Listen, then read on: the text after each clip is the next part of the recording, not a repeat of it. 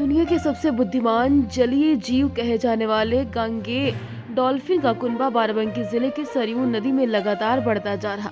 बाराबंकी जिले की सरयू नदी में करीब 5 साल पहले किए गए सर्वेक्षण में डॉल्फिन की संख्या में चौगुना इजाफा हुआ। उनकी मौजूदा स्थिति और डॉल्फिन के बढ़ते हुए घटनाओं को रोकने के लिए एक दिवसीय जलीय वन्य जीव रेस्क्यू प्रबंधन कार्यशाला का आयोजन किया गया। ये चाहते हैं कि जब भी डॉल्फिन रेस्क्यू हो तो मतलब उसको कुछ इंजरी ना हो, जो लोग हैं उनको कुछ इंजरी ना हो। जो ऑपरेशन होता है डॉल्फिन को पानी से बाहर लेके रिलीज तक का, वो बहुत स्मूथली हो।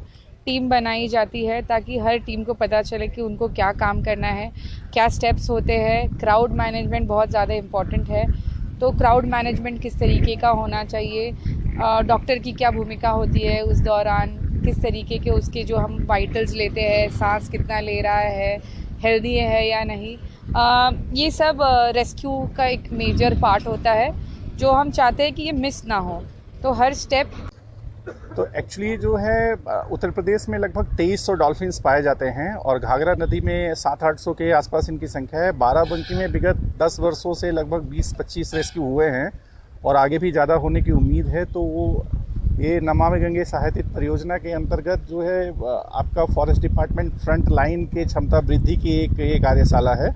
तो उसके अंतर्गत हम लोगों ने उनके साथ में डिस्कशन किया है कि किस तरीके के रेस्क्यू इक्विपमेंट्स की ज़रूरत है जो कि हम डिवीज़न ऑफिस पे रख सके। उसके अलावा एक primary response team, rapid response team और क्विक रिस्पांस टीम का गठन किया गया है। इसके बाद सारे फॉरेस्ट स्टाफ को महादेवा से घाघरा रिवर पे लाया गया और यहाँ पे एक मॉक ड्रिल कराई गई है और सारे इक्विपमेंट्स का डेमोन्स्ट्रेशन किया गया है।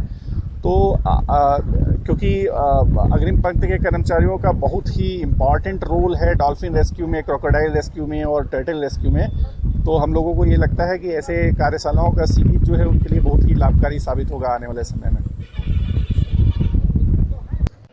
जी, विगत कुछ दिनों में देखा गया है कि डॉल्फिन्स की संख्या बढ़ रही है यहाँ पे, जो मॉनिटरिंग में आया है हमारे। और संख्या बढ़ने की वजह से अक्सर ये भी देखा गया है कि कई बाराबंकी में चूँकि नहरें बहुत हैं तो कई डॉल्फिन नहर में आके फंस जाती हैं, जिसका हमें रेस्क्यू करना पड़ता है।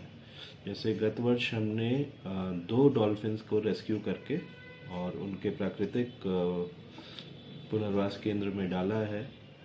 तो इसकी वजह से रेस्क्यू के चांसेस बहुत बढ़ने वाले हैं। इस अपेक्षा के साथ हमने यहाँ पे एक कार्यशाला आयोजित की गई थी, जिसमें टर्टल सेव TSA की मदद से इस कार्यशाला में यहाँ के प्रभाग के सभी कर्मचारियों को ये अवगत कराया गया कि किस प्रकार से डॉल्फिन के केस में तथा अन्य वन्यजीव जैसे घड़ियाल हुआ, मगरमच्छ हुआ तथा टर्टल हुआ, इन सभी के रेस्क्यू के लिए क्या कदम उठाने हैं तथा कभी भी ऐसी कंडीशन में प्राथमिकता किस चीज़ को देनी है और किस प्रकार से वन्य जीव की संख्या बढ़ाई जा सकती है। बाराबंकी से सैफ मुख्तार की रिपोर्ट, दैनिक भास्कर।